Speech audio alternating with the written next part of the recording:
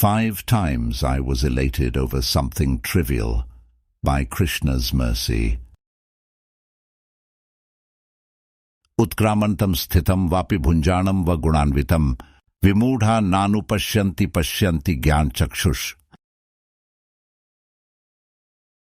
Quote, "The foolish cannot understand how a living entity can quit his body, nor can they understand what sort of body he enjoys under the spell of the modes of nature. But one whose eyes are trained in knowledge can see all this." Lord Krishna, Bhagavad-gita 15:10. 1. I found a penny today. I was just minding my own business, sitting on the sofa. I felt tired to the point of wanting to lie flat. In the process of transitioning my body position, something fell from underneath one of the cushions. It was a penny. I feel so fortunate. How often does something like that happen? Isn't it great? I didn't have to go to work or anything.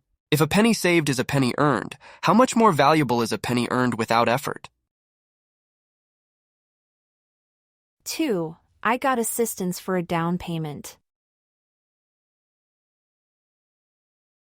Let me tell you something. It was really cold outside today. I know because I stood online for hours. We were waiting in the hopes of being selected to receive down payment assistance. The government started this new program. Only the first 500 applicants would be approved. I was not going to let anyone get in between me and free money. 3. I got tickets to the concert. It was sold out, months ago. The tickets went fast, almost immediately after the event was announced. I could not believe my misfortune. I had no way of attending. That is, until the last moment. Someone at work had a pressing emergency to tend to. They kindly gave me their tickets. I am thrilled. 4. The store accepted my coupon. It took a while. They had to first call the manager. Then the manager's manager showed up. I steadfastly held my ground. I was stern, but I argued my case in a professional manner. I was not going to back down. Yes, the coupon was well past the expiry date, but that should not matter. I am a loyal customer. You ask how much this was over. Does it really matter? It is the principle which should not be violated. The customer is always right. 5. I got revenge on that person. Oh man, that person is so upset right now. They are crying at their desk. I can see them. This is the happiest moment of my life. I am not even exaggerating. This is the revenge I had been waiting so long to dish out. You ask what set off the vendetta. This person failed to clap that one time when the entire room was celebrating my achievement. My colleagues noticed. So did I. Now I got this person back through a report to the Human Resources Department. Someone tell me, how did I get so fortunate? God must really love me. His Divine Grace A.C. Bhaktivedanta Swami Prabhupada makes the claim that no person in material life is actually happy, aside from those who are obviously suffering through chaos, tumult, despair, fear, and the like. There are those who are subtly enduring in the process of presenting a brave face. For instance, the well-respected public performer medicates heavily in the background. They suffer from so much anxiety that they feel popping pills is the only way out of the misery. They wonder how anyone else is able to cope, how they can be naturally cheerful, hopeful, and full of optimism. Then there are those who say they are happy. They think life is going well. They have no complaints.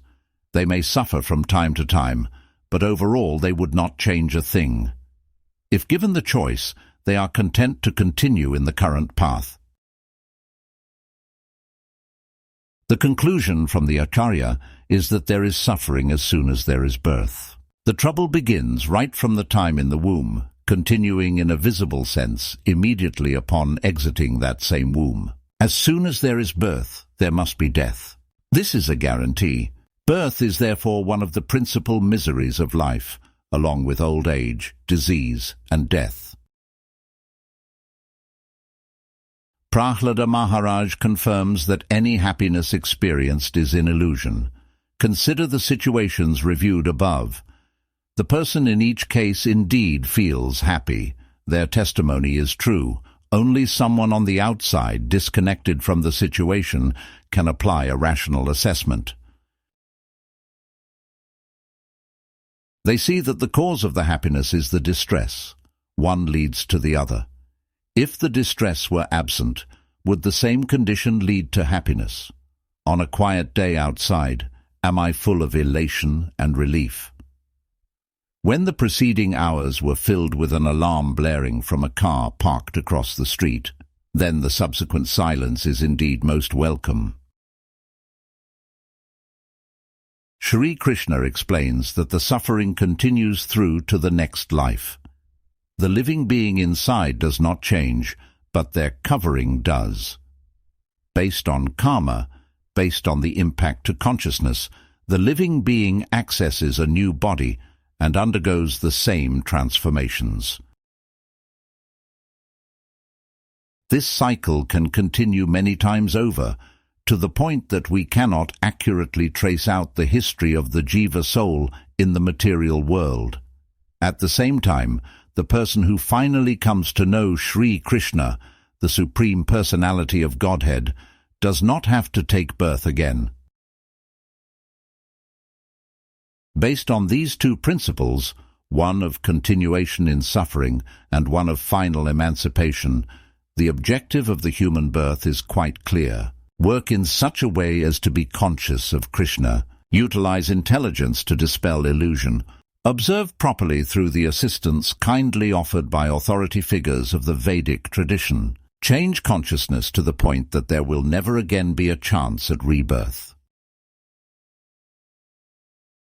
Antkale ch mam eva smaran muktva kalevram yaprayati samadbhavam yati nastya atra sanshaya. Quote, and whoever at the time of death quits his body, remembering me alone, at once attains my nature. Of this there is no doubt.